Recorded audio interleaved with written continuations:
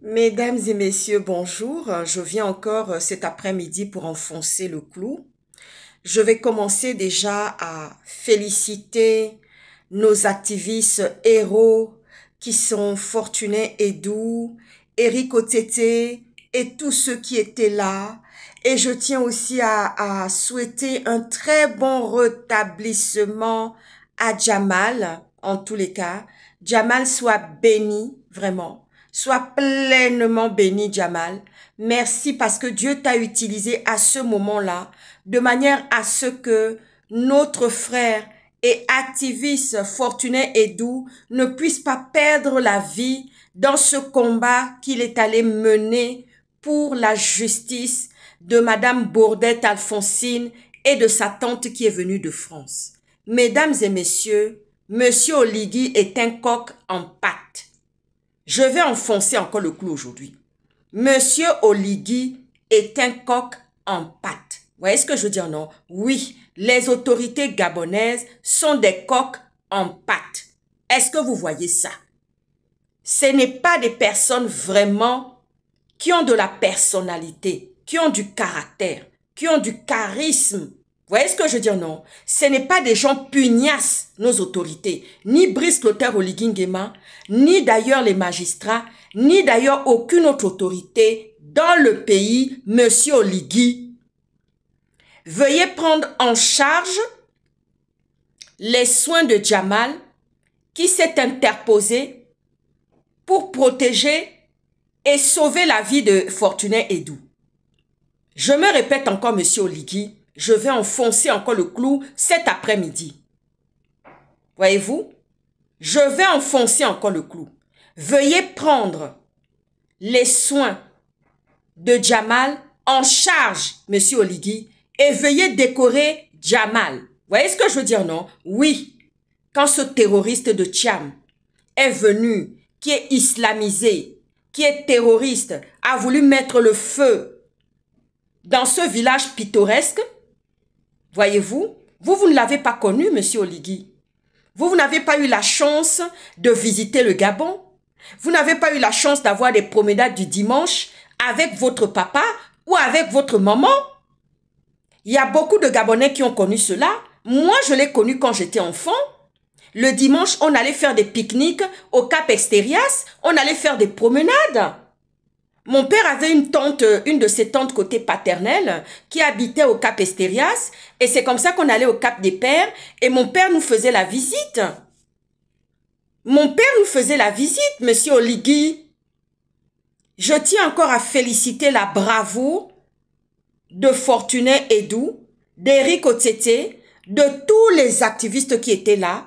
Et je tiens aussi à féliciter la bravoure de Jamal, qui a pris une hache sur la tête. Dieu merci, on ne l'a pas perdu, parce qu'il aurait pu perdre sa vie aussi. Dans cette histoire, il s'est engagé. C'est Dieu qui l'a utilisé pour que la vie de quelqu'un d'autre ne soit pas perdue, et non plus la sienne aussi. Monsieur Oligui, veuillez prendre les soins, veuillez financer les soins de Jamal qui s'est interposé, qui est un ange que Dieu a descendu à ce moment-là pour protéger Fortuné Edou et tous les autres d'ailleurs. Par ailleurs, messieurs, je venais vous donner un conseil. N'allez plus sur le terrain les théâtres de réclamation comme ça de terrain sans être armé. Oui, il faut vous préparer en conséquence. Eric Otete, faites le nécessaire. Fortuné Edou, faites le nécessaire. Quand vous y allez comme ça, en tous les cas, prévenez les autorités. Prévenez 2 policiers, que 2 policiers vous accompagnent, qu'ils restent à distance. Pendant que vous partez négocier, parler de cela. Et armez-vous, en tous les cas.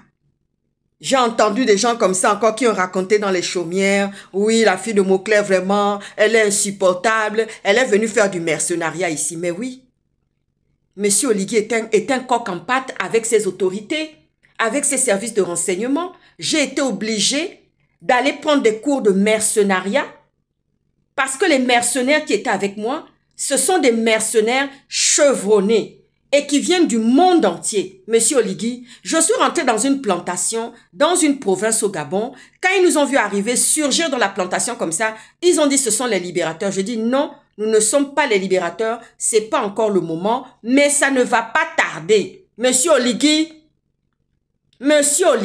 vous êtes une honte et une calamité. Oui.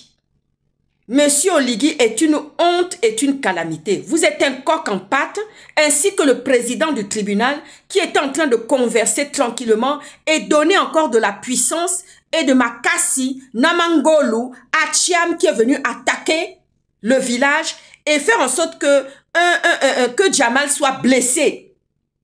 Et les activistes ont été mis en danger. Monsieur Oligui, comment vous alliez répondre devant la famille de Fortuné Edou et de Jamal? Si Jamal avait perdu la vie, ou bien Fortuné Edou, ou bien Eric Otete, ou bien quelqu'un d'autre, parce qu'il aurait pu venir avec un fusil. Monsieur Oligui. Mais vous et vos autorités, vous êtes des coqs en pâte.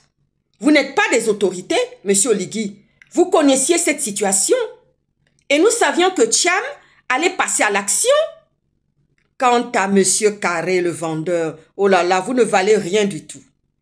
Quant à monsieur Carré, le vendeur, vous êtes une honte. Vous êtes d'une pauvreté, d'une misère. C'est vraiment le caniveau. On a touché le fond avec certains Gabonais. Quand je vous dis souvent qu'avec certains Gabonais, on a touché le fond, on a touché le caniveau. Mais c'est une honte, monsieur Carré.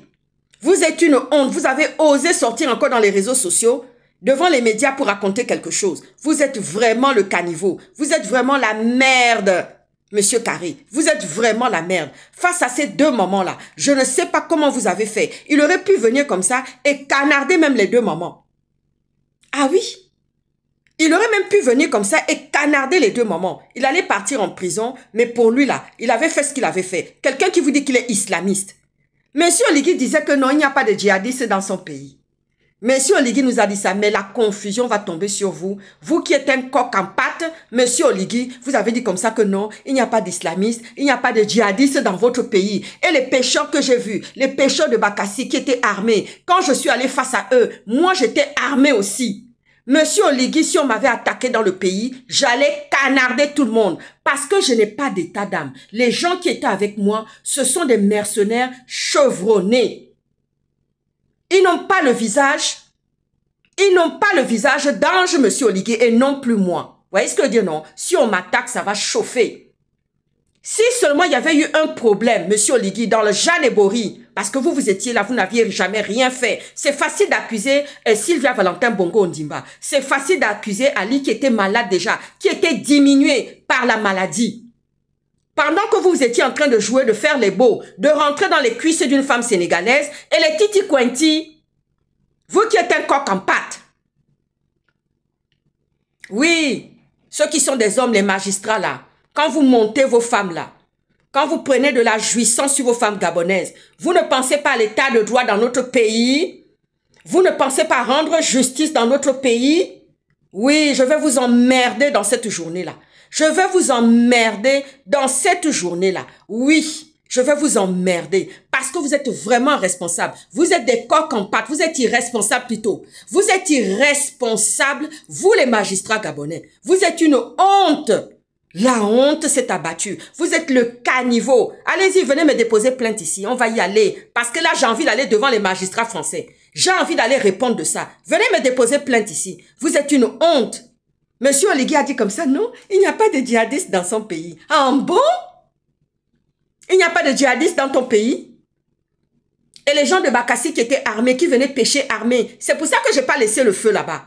Parce que je voyais déjà comment les gens de Congo, c'est comme des blancs. Les gens de Congo, c'est comme les gens de Arcachon. Ce sont des bourgeois. Les gens de Congo, ce ne sont pas des gens à problème. Ce sont des bourgeois.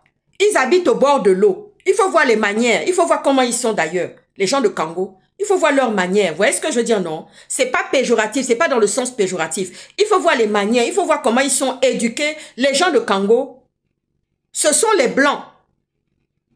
Ce sont les blancs de l'estuaire. Vous voyez ce que je veux dire, non? Oui, les gens de Congo, ce sont les blancs de l'estuaire. Ce sont les gens qui sont comme les gens d'Arcachon ici chez nous, dans le Bordelais. Monsieur Oligui, mais vous êtes un vrai sauvage. Oui.